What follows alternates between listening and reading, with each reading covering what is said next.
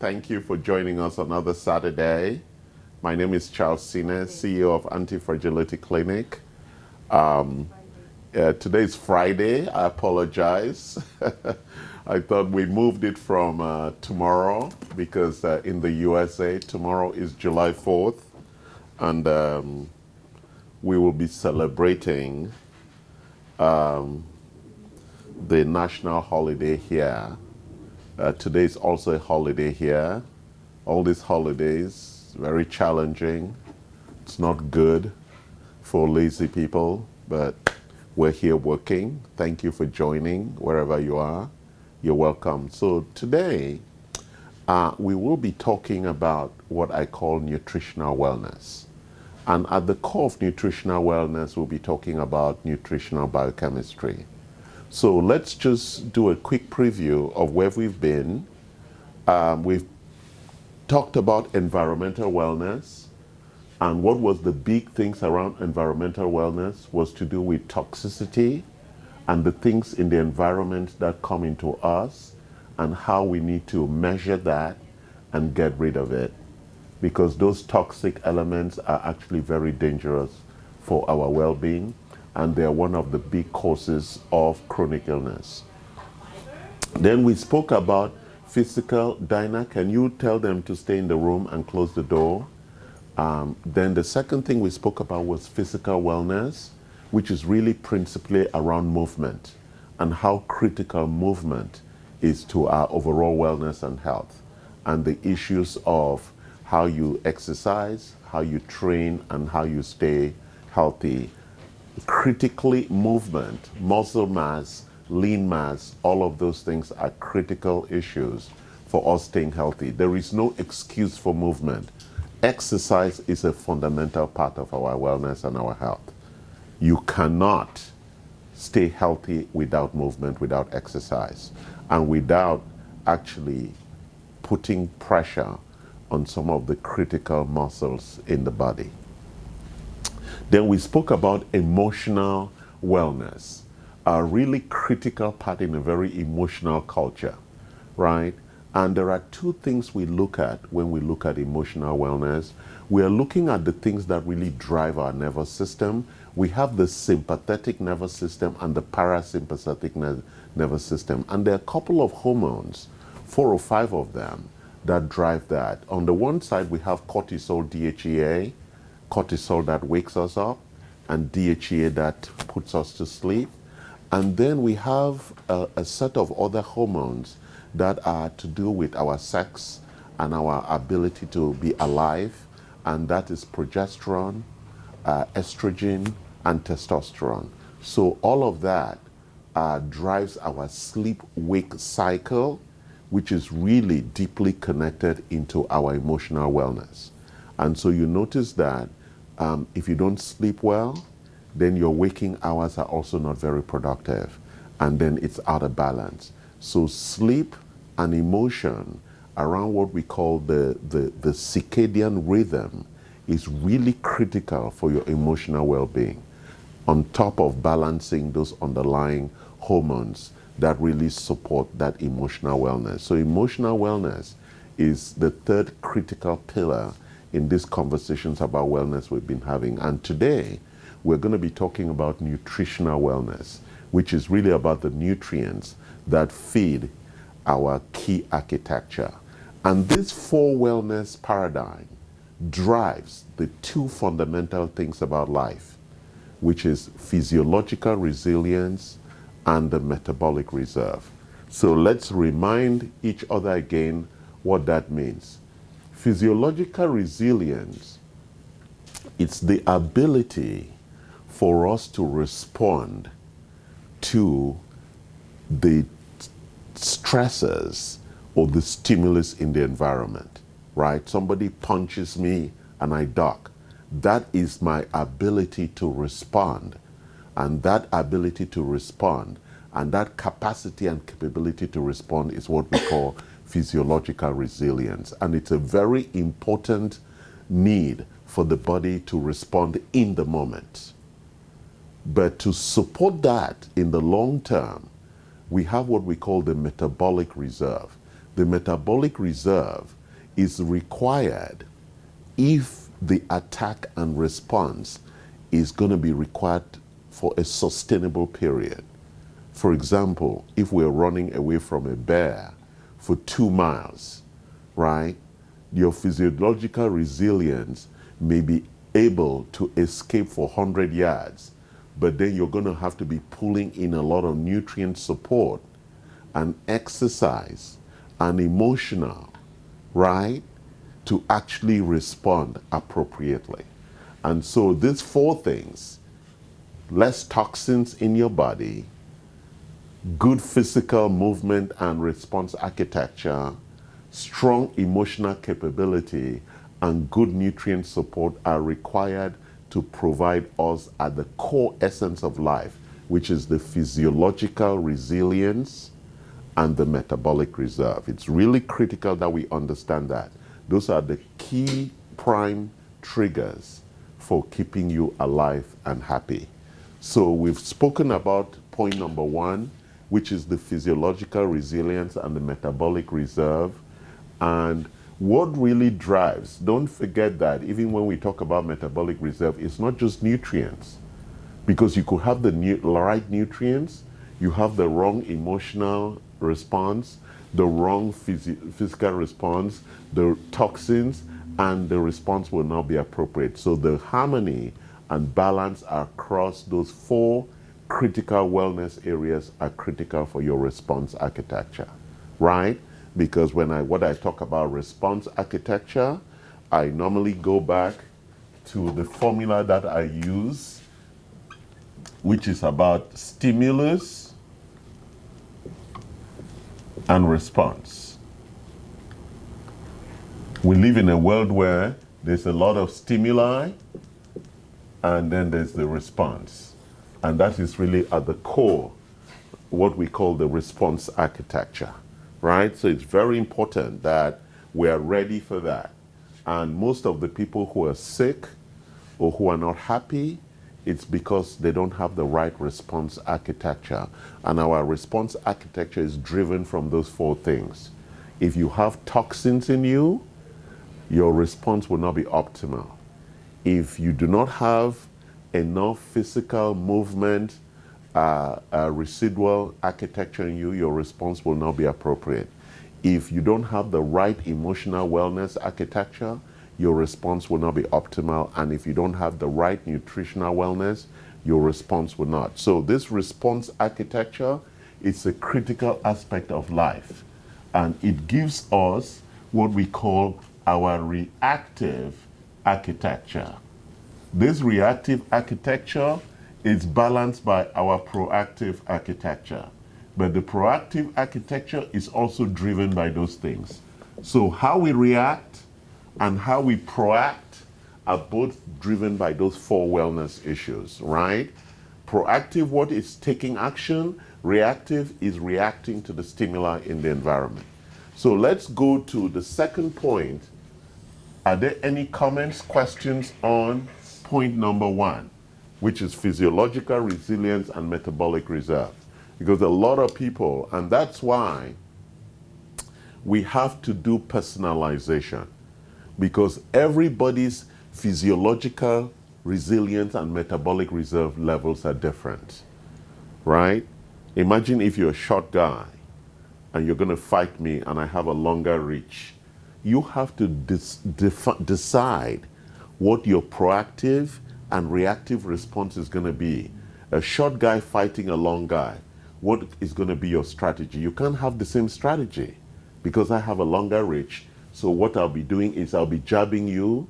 For those people who watch boxing, I'll be jabbing you all night. But if you know Tyson was champion and he was a short guy, so what would Tyson do? He will come in for an inside fight and then he knocks you out by those uppercuts that come from the side, right? So he had a very different strategy for fighting compared to somebody who has a long reach. And he would knock out people with longer reach because even though we know that people had the longer reach are better boxers. So you could have a short reach and still win the game. So it's very important that we understand this completely in terms of the architecture of personalization around our physiological resilience and our metabolic reserve. So let's talk about optimal nutrition. What is optimal nutrition? We're going to talk about issues around optimal nutrition and talk about what we mean by what is our optimal intake. So it is important for all of us to do a body composition measurement, because when you do a body composition measurement, it gives you your basal metabolic rate and your active metabolic rate. And that's a very important measure, and it's all different for all of us because it tells you what the energy requirements are for your body at rest and awake.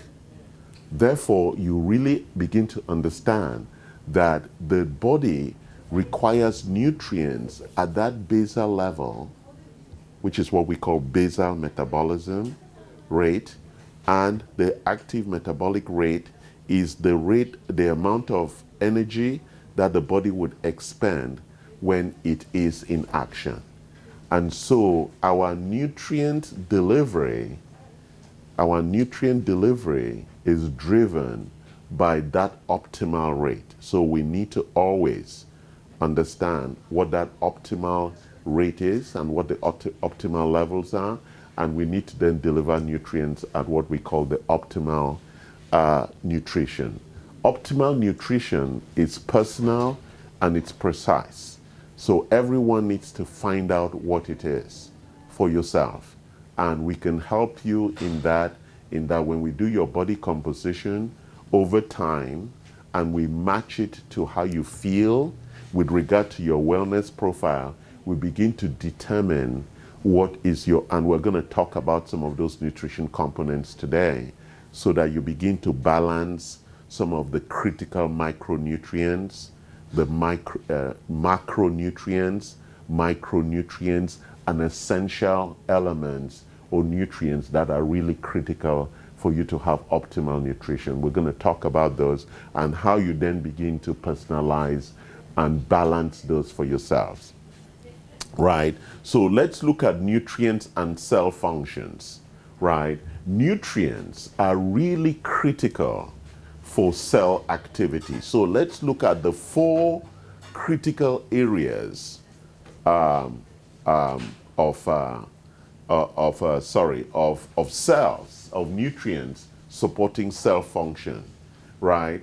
So nutrients are the building blocks of cells, right? We know that cells are built from proteins, right, through the whole process of what we call protein construction from our DNA, where the instruction comes from, into mRNAs, which is the microRNA. That is the transcription of that instruction from the DNA. It's transcribed into the microRNAs.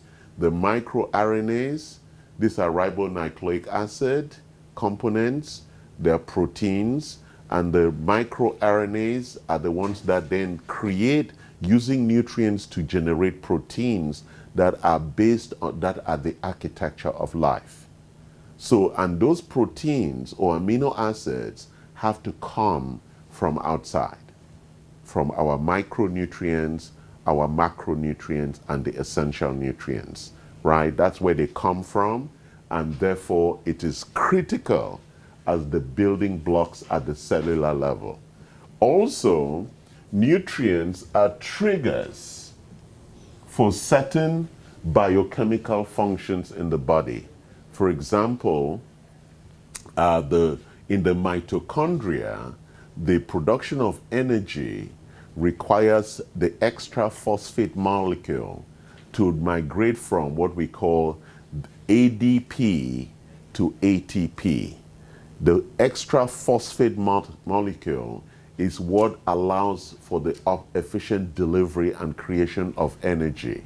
So the energy is created when that extra phosphate molecule is added to the adenosine biphosphate, And when it adds the extra phosphate, it becomes ATP, adenosine triphosphate.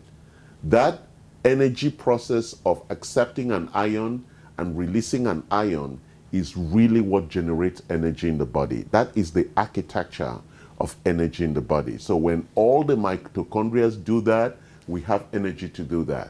So right now, just doing that, I had to use energy. And that at the cellular level is the source that gave me the ability to move my arm. That is using energy. It's a very, very challenging issue. And the trigger, when I do that, it triggers all the cells to now say, we need to provide that extra ADP for the energy that Charles is going to use to do that, right? Then there is what we call the enzyme cofactors. So nutrients are required as part of enzyme cofactors. And enzymes are the ones that move along. What are enzymes? Enzymes are the things that drive our whole process of biochemistry. They support and they move along, and the cofactors are like catalysts to support that whole process. You want to move the process quicker. Say if you want to do fermentation, fermentation is a biological process. If you want to put yeast or something, it actually moves that process faster, right? So enzyme cofactors is something that we can use nutrient to support, okay? So nutrients are really critical part of the architecture of being human. So let's go to the next point. Let's look at the issue of signals, noise, right? Good signals and bad signals and the ratio from that. We don't know precisely what nutrients are going to be required when. That's the challenge about nutrition. And therefore, it is important that for building physiological resilience and the metabolic reserves is really critical about optimal nutrition. But how do we optimize nutrition? Because sometimes we're going to eat too much carbs, sometimes we're going to eat too much protein, sometimes we're going to eat too much fat. And so there is a need to balance that. And over time, as we age, there's also a balancing that is required around that. That's what has arisen in the whole area of epigenetics. And epigenetics is this whole area around what we call nutrigenomics, where we are looking at how nutrients affect the underlying genetic architecture that I just explained to you in the transcription process of the making of proteins, right? So if we don't have the right nutrients when we're making proteins, it's going to affect the quality of these proteins, right? And so it's very important that we understand how nutrients and their availability and the proper timing of that availability may actually affect the quality of the kind of proteins we have.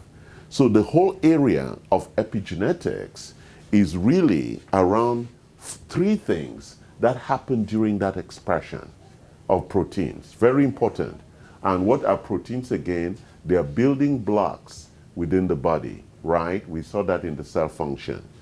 And the first one is what we call histone modifications, right? These are modifications that happen because we have the wrong kind of protein or we have the wrong kind of nutrients, right? And so when we have the wrong kind of nutrients, this will cause what we call certain modifications that are not good. So at the core of cancer and chronic illness are these epigenetic changes, right? So whenever we look at cancer, we can see some of these issues. We have histone modification. Can you close that door there, please? We have histone modification. We have DNA methylation, and we have microRNA interference, right? So it's very important that we understand conceptually how these things come together and actually cause underlying challenges within that transcription process. So for example, if we don't have the right nutrients, right, We'll have the microRNA interference. And what's the microRNA again? MicroRNA are part of that transcription process of how we create proteins, which are the building blocks for cells, from when we're coming from DNA to microRNA to proteins. And the nutrients that are used as part of that transcription and production process for proteins. We have DNA methylation, where we have an extra methyl group that then wraps around the DNA structure and changes the ability for the DNA to actually give the right instruction. And then we have the histone modifications. These three things, these three groups of things that happen, we call them epigenetic effects. They are at the core of chronic illness, and they arise when there's a compromise in the quality of nutrients that are being supported, that are being provided to support that overall process. So let's now look at the overall. When we look at signal and noise, what is noise? Noise is the bad part of food. The signal is the strong, because most of nutrient signaling is what really tells that whole process of transcription that we have the right nutrients. When we don't have the right nutrients, so we get mostly noise. So we always want to look at the total energy content of the nutrient, and we want to look at the glycemic impact. So let's talk a bit about the glycemic impact. So when we're eating, it is very, very important that we manage the sugar impact of the overall diet of what we're consuming. That glycemic impact is really critical, because it causes what we would call inflammation. So if this is the upper limit and that is the lower limit for sugar, we want to make sure that we stay in, so we don't cause a lot of inflammation in that sugar. So each of these spikes is breakfast, right? That is lunch, that is dinner, that is breakfast, that is lunch, that is dinner. So we have little spikes when we introduce nutrients into our body. That's very important. And if we keep that really in balance, it's very important, because then we make sure that we have food that has very low glycemic impact, that does not change this. Because if it goes this way,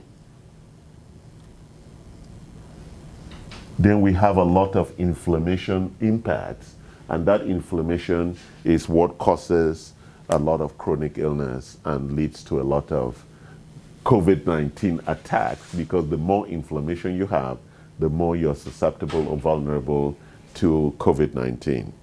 So we're going to go over this way now and talk about the nutrients, because a lot of people do not know what macronutrients are. And so I'm providing a new update on that. There are 5 micronutrients. There is proteins. We all know what proteins are. There are carbohydrates. Then water is a macronutrient. It's a critical element for the body. Water is a macronutrient. Without water, first of all, we are almost 60, 70, 80% water, right?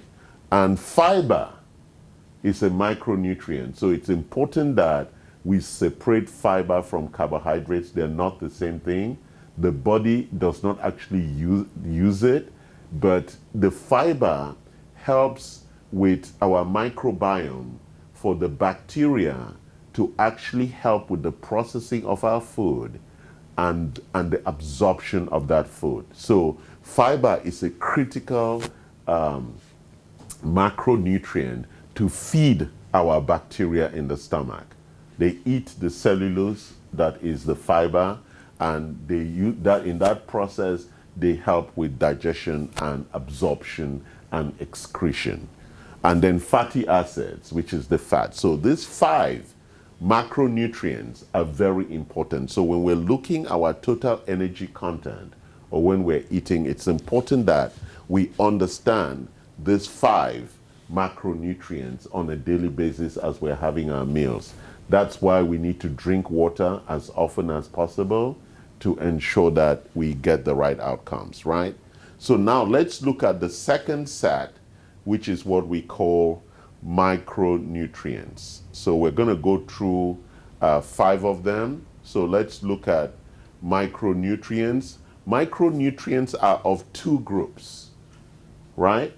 The vitamins and minerals. And what are those critical vitamins? They are vitamin A, and we have a lot of B vitamins.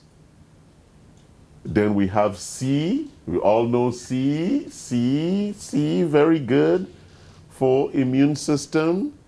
D, we're all short of it. We don't get enough. It's from outside, from sunlight.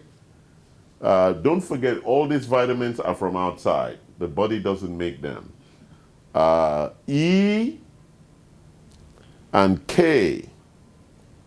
And so conceptually, we've built something called the daily required or required daily allowance, right? Which says how much of these things are required on a daily basis. It's published. We have notes on that, and you can go on the NIH or FDA site and look for the required daily allowance for micronutrients, and you can print that and see for yourself what is required. The minerals, there are lots of them, and these are the critical minerals that are required in the body. It's calcium, chromium, copper, iodine, iron, magnesium, manganese, molybdenum, potassium, sodium,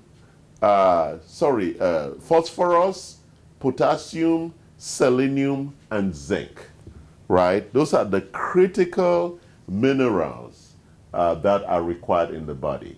And the interesting issue is that it's so precise that the target levels and the requirement for optimal dosing is really required. God was very precise for each of these vitamins, for each of the minerals. The precise levels are very clear as to what should be in the blood. So when we run our diagnostics here,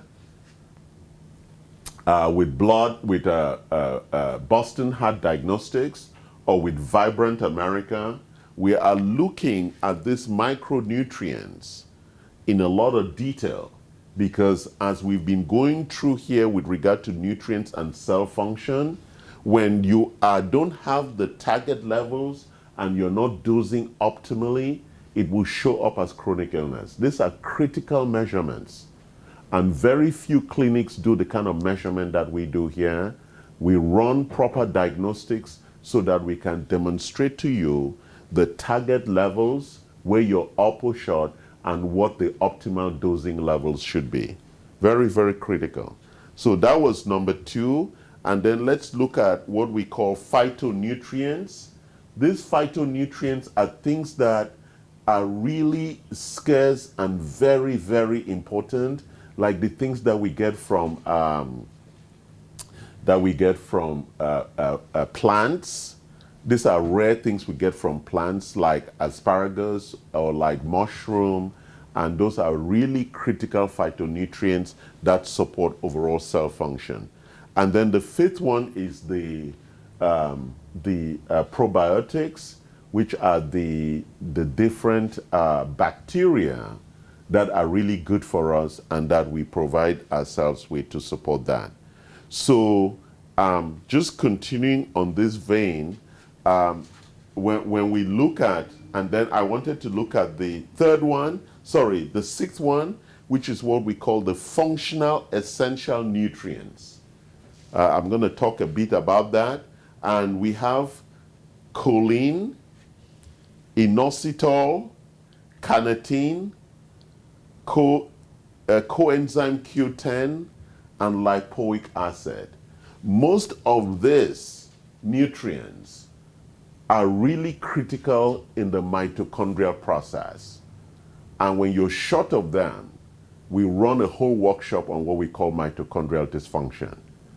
And why is mitochondrial dysfunction or the mitochondria such an important topic? it is at the source of energy supply. And when your energy supply is inefficient or ineffective, then there are serious issues of health. Fatigue is always the big beginning point of chronic illness. And when you're fatigued, it's because the cells are not producing energy at the optimal level. It is difficult to see a little kid who's fatigued. When they're fatigued, they fall asleep. When they're awake, they have optimal energy because their cells are working at the optimal level, right? They run around all day, then they collapse. Then they wake up, they're refreshed, they run around all day, then they collapse. So when you look at children, you can see the optimal delivery of our system. And then we grow older and we're like weak people, right? We become weak and lazy because now we think, I don't have to work really hard, right? We walk away from that things we learned from childhood where we had so much energy, so much excitement for life. We now become boring old people, right? Very important that we look at. So we have 4 things here. We have macronutrients, micronutrients, phytonutrients, functional essential nutrients, and probiotics. So we have 5 things that in terms of nutrients we need to focus on. When we run our labs here, we are actually looking for those things that they are at the right levels, right? We call it the target levels, and that we provide you when we give you supplements.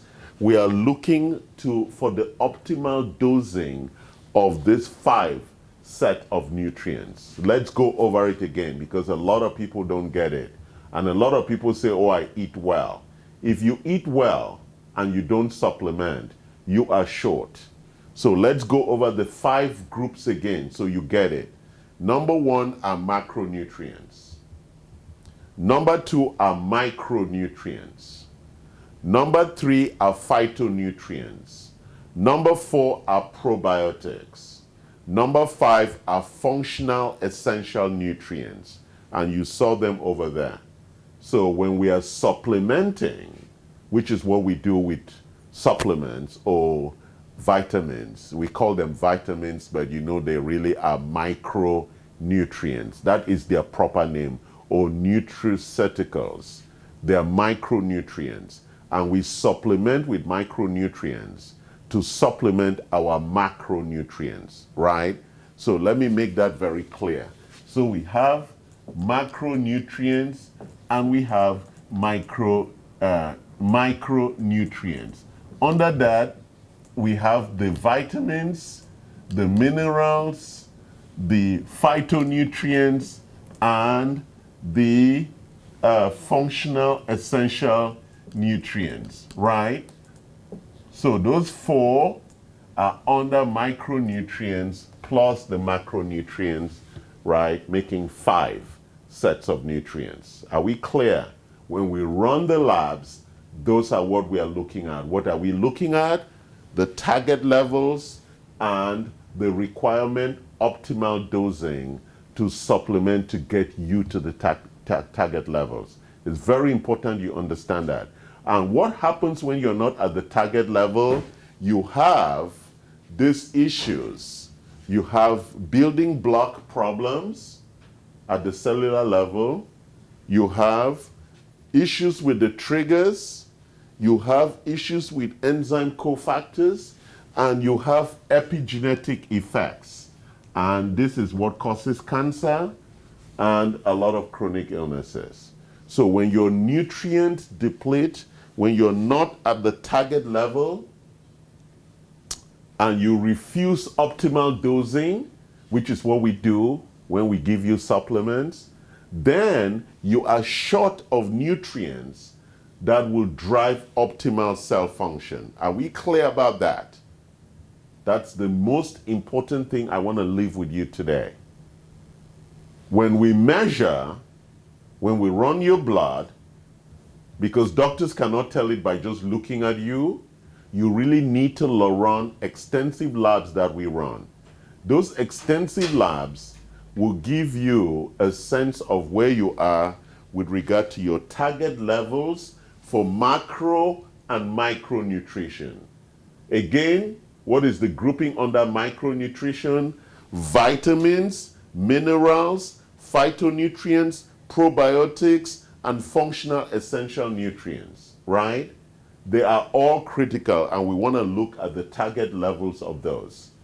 And if you are short, then we will give you supplements to support so that you can achieve what we call optimal dosing for those particular supplements. Okay, very, very important that we understand that. So I'm going to finish our conversation today by talking about the 4 critical areas in nutritional biochemistry. So I'm going to clean my whiteboard. Grace, can you take a picture of the whiteboard?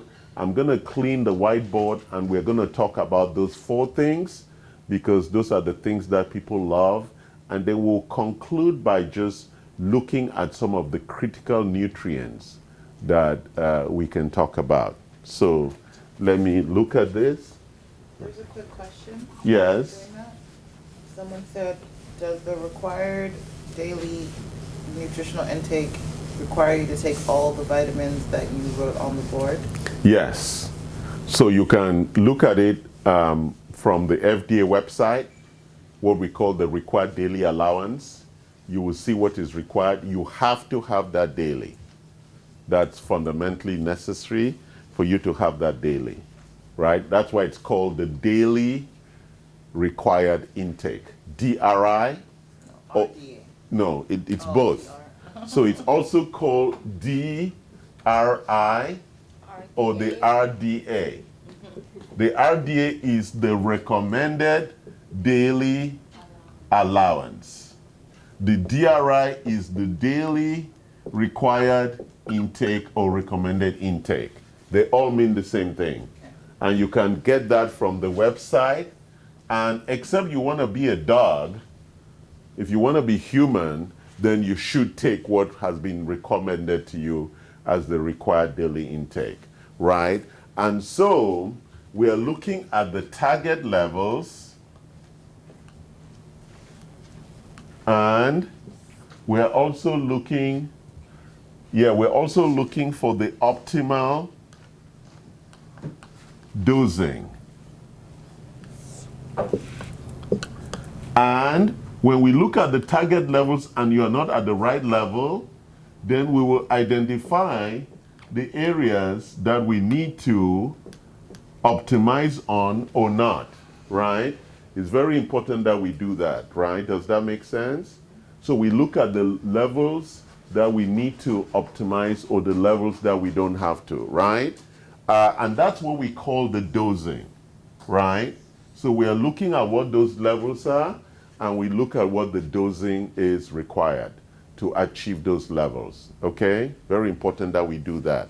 So when we run what we call Boston Heart Diagnostics, that's what we're looking for. And when we give you our recommendations for supplements, that's what we are trying to achieve, that you have the optimal dosing for the type to meet the target levels for the required nutrients. So let's take a step back and just make sure you understand this.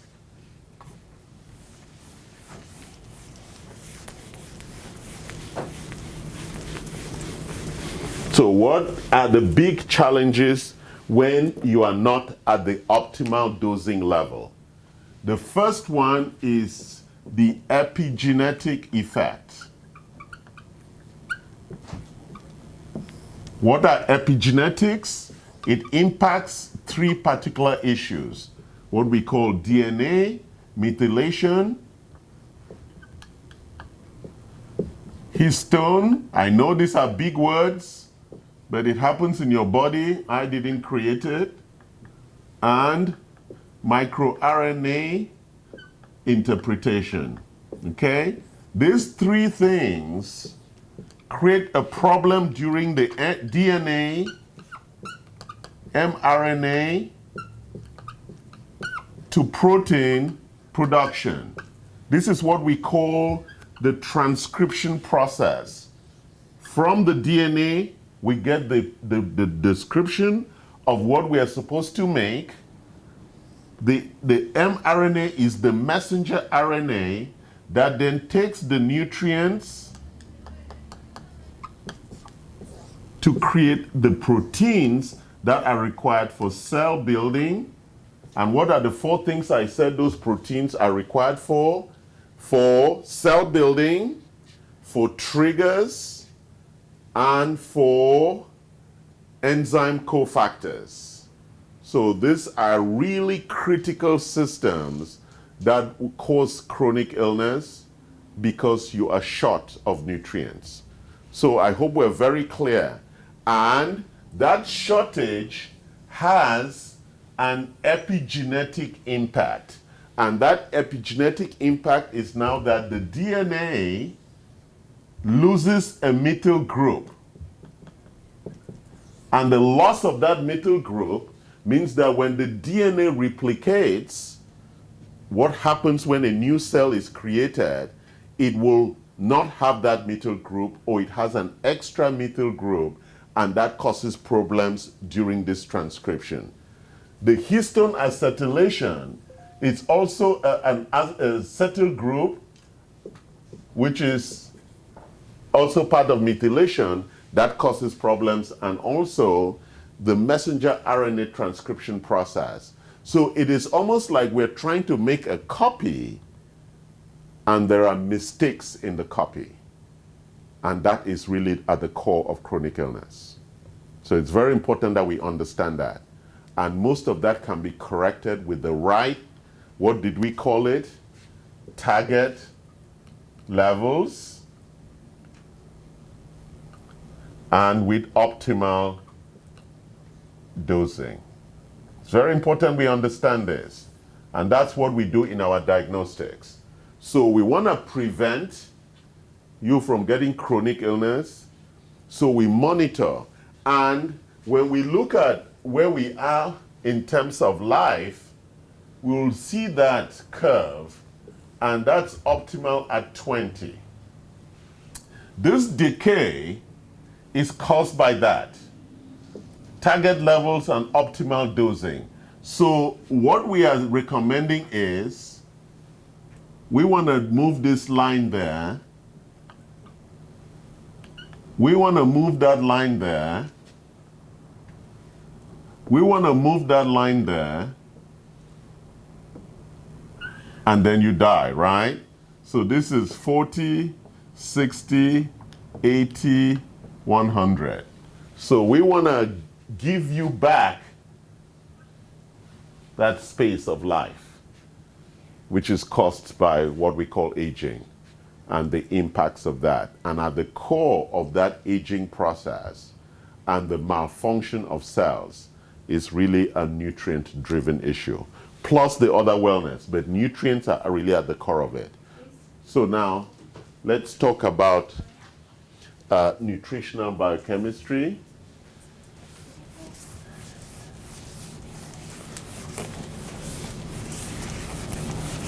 So there are 4 things I'm going to close with in nutritional biochemistry. Are there any questions before I go to that? There's a question, but it's kind of not in the retrospect. Basically, he said, asking Richard Burrell if the vaccines coming out will change your DNA.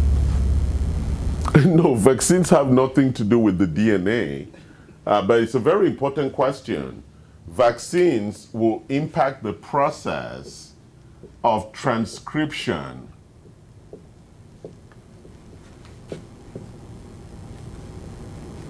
So when nutrients or vaccines come in, they affect that so that we produce the kind of proteins that will be used as an antidote, right?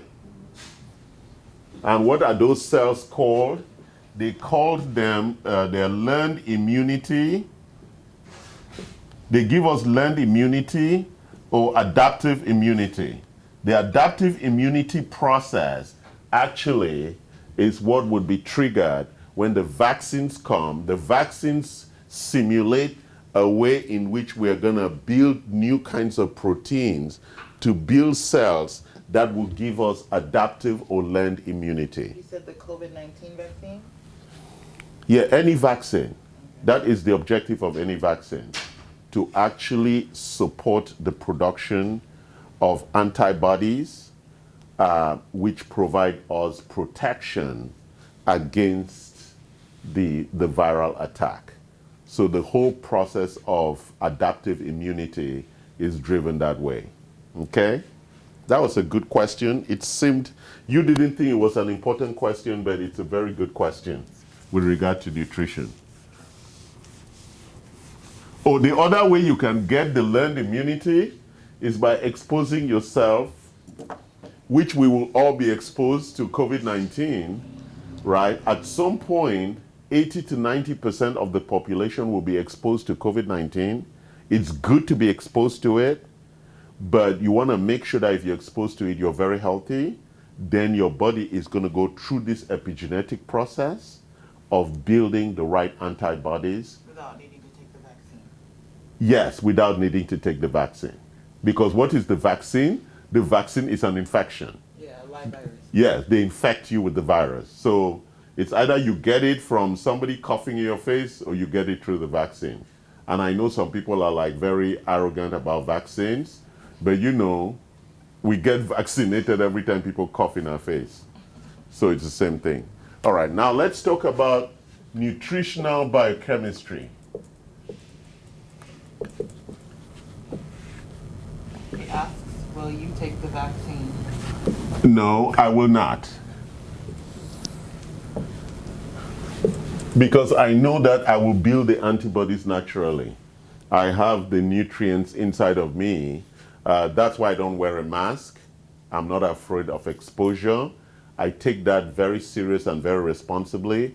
Also because I'm not in contact with vulnerable people. I try to stay away from vulnerable people. So in case I am positive, which I've tested and I'm not, but I'm not afraid of getting infected. Because if I got infected, that'll be a good thing. Then I'll build the antibodies. All right? So let's talk about 4 things now. The first one is calorie restriction.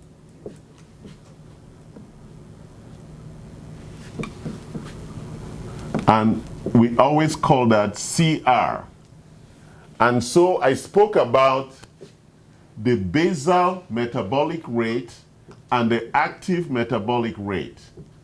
So typically for men, this is about 2,500 calories, and this is normally about 1,800 calories for men.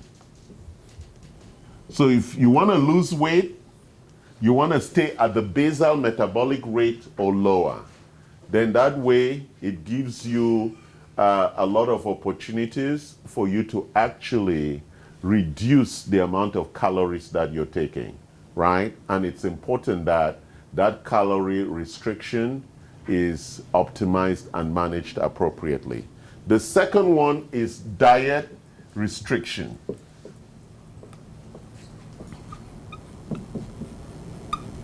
And we call that DR, right? So people would talk about a Mediterranean diet, a ketogenic diet, carbohydrate-reduced diet. So all kinds of diet are part of that strategy for you to trying to achieve a nutritional balance. Because when we go back, why are we talking about nutritional biochemistry? We are talking about target levels and optimal dosing, right? And what's all this about? It's about macronutrients, which is one arm of nutritional biochemistry. The second part was micronutrients. Why am I repeating it? So that you get it. right? Under that we have vitamins, minerals, probiotics, phytonutrients, and targeted nutrients, the cholines, the inositols, the coenzyme Q10, the carnosine. I remember them, Karen. Do you remember them? Yes, inositol, magnesium. No, that was a mineral. Good, good. All right, so let's go back. So this is about how we create target levels for these nutrients and how we provide optimal dosing. So when we test and you're short, we address the optimal dosing issue through supplementation. Supplementation says we give you supplements. I know some people, I don't want to take supplements. Well, you suffer the epigenetic effects. So the next one is time restricted feeding.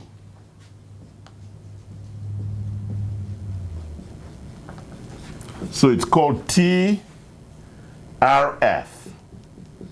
And the time restricted feeding is based on current research on our circadian controls, which says that our metabolism is optimized when the sun is up.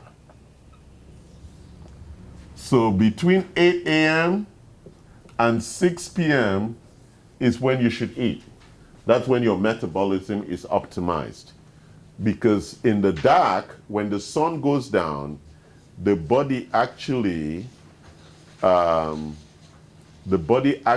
takes the energy that is required for metabolism is required for other things when you're sleeping.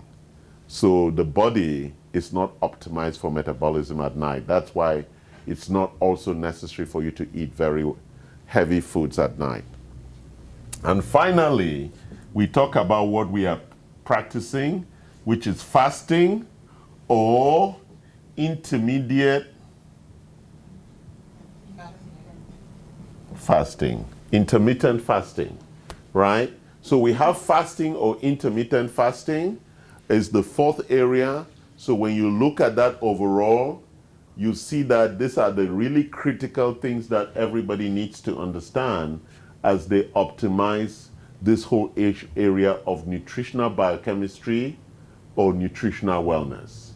So I'm going to finish by looking at some of the critical products that will support your overall nutritional wellness. So to start up with, we have what we call a meal replacement set of supplements that also gives you full balance of all the required daily requirements. So we have Glycemic, which manages your glycemic impact, your sugar load. We have Inflammacor that addresses the underlying inflammation signals. We have LifeCore, which actually gives you all the phytonutrients. We have Mitocore, which is actually supporting a lot of the mitochondrial energy function. And we have Core Support, which is helping with your detox, with your daily detox. So these 5 supplements, which we recommend for some people as a meal replacement, you could actually take this supplement as a breakfast, dinner, or lunch option. So when you look at the pricing for that, so you get your full nutrient, micronutrient load plus a meal replacement in terms of the calorie. So there's the calorie and there is the nutrient load in that. Very important. And that's a orthomolecular formula, and it comes in the beautiful chocolate flavors that people love. Very important. We now want to look at a couple of other options here. So we want to look at some protein options. So we have what we call the Ultra Meal Cardio 360, and then we also have the Ultra Meal Daily Support. These are very important supplements in meeting our requirements. Okay, so we have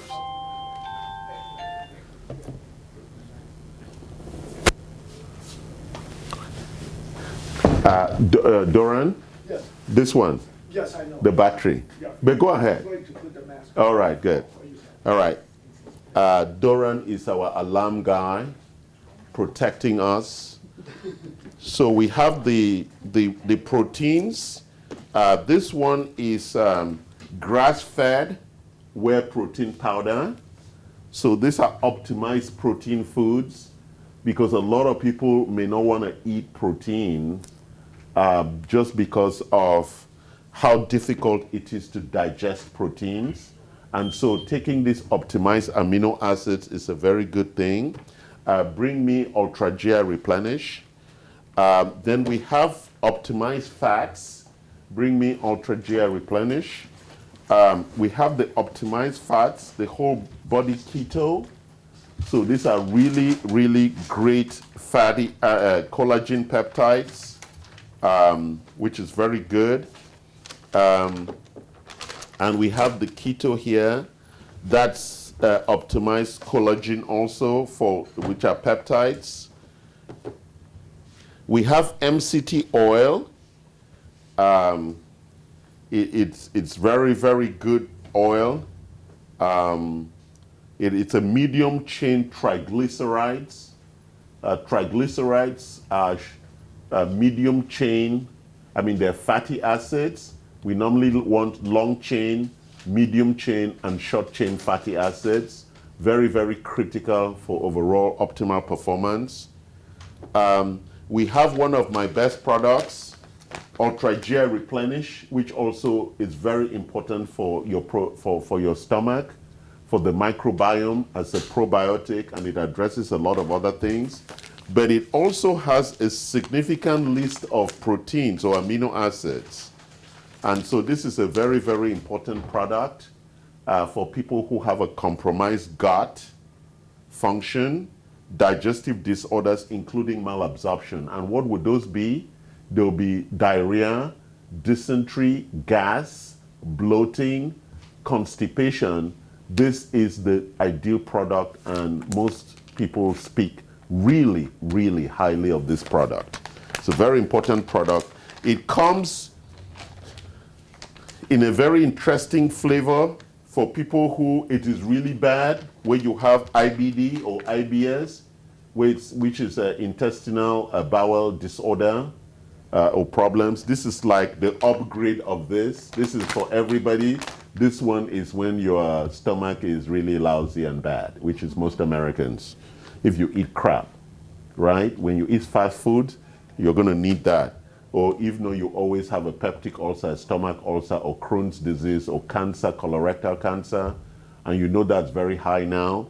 So these are very, very important medical foods. Don't forget, they are medical foods. Medical food. They are food. It's not supplement. Because sometimes we're very silly. Then we have the ketogenic collagen, and one that has pumpkin seed protein, gum acacia. This one has the same thing with the phytoblend and moringa, right? Very, very important foods that we have here. What is the website where you could purchase these supplements from? Well, go to our Facebook, and we're going to put that site there where you log into our website and you can buy all this. And you should have a discount, right? If you don't have your discount, you can always call me. And I was going to look at our probiotics. Very, very important set of probiotics here. This one is the oil of oregano, supports intestinal cleansing, and also provides you support for your microbial balance. We have Floromyces, which is just really important for people who are struggling with getting a balance in their stomach. And this is the one that I take, the probiotic. You can compare this to any that you find in those funny places you go to. This one has 225 billion CFU. We have a couple that are supposed to be frozen. This one is for children. Meta Kids Probiotic. And this is Probiotic Synergy. This one has delayed action and it works throughout the gut. These probiotics are really critical for ensuring that your food is properly broken down for optimal absorption, because there is no point you eating macronutrients and micronutrients and they're not being fully absorbed. So getting the right nutrients, digesting them properly, and absorbing them are three critical issues around nutritional biochemistry. So just eating well is not enough. We need to make sure it's also being digested well or broken down by the necessary enzymes, and that the probiotics or the bacteria in our stomach breaks it to the level, including fiber, so that we can absorb all of it. I didn't create it. The man created it. If you want to fight with the man, go fight with the man. Don't fight with me, or you die stupidly. Thank you. That's it?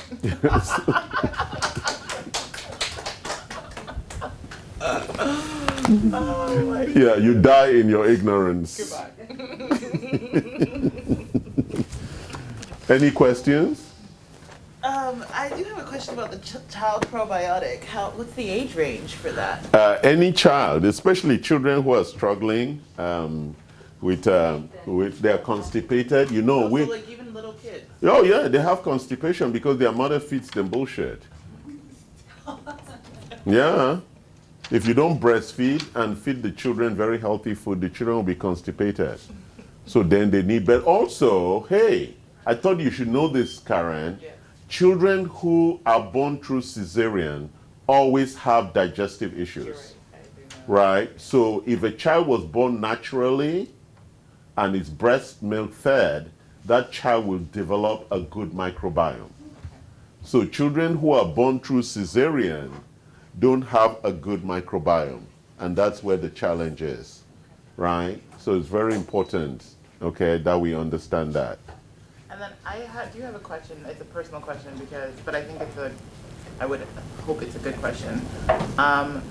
When you were talking about the way that in the nutritional biochemistry energy is created, is that why Red Bull would be considered very dangerous for you? Because well, no, Red Bull is trying to intervene into that energy cycle. Yes. By stimulating energy production with carnosine. I think it's carnosine that's in the energy in the product.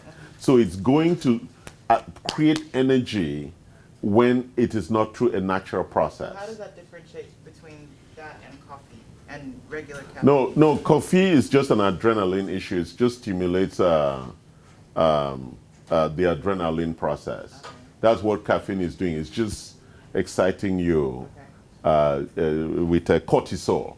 So it just you lifts think your that Red Bull is adrenaline. artificial and Yes. coffee is not? Yes. It's just an adrenaline reaction, Okay. right? It's not really at the energy level. Okay. And what does cortisol do?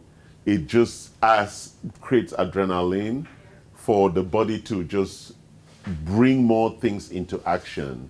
And it has side effects in that it deviates the body from the other necessary things it should be doing. Yeah, so you want to do things at the mitochondrial level that are going to support mitochondrial activity. Time for coffee. Okay.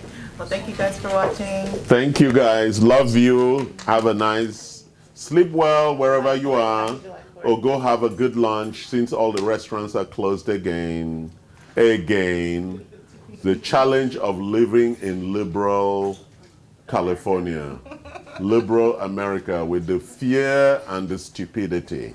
Thank you. my goodness. If you're my patient, you cannot be afraid because it's bullshit. Come will protect you. Hey. Thank you.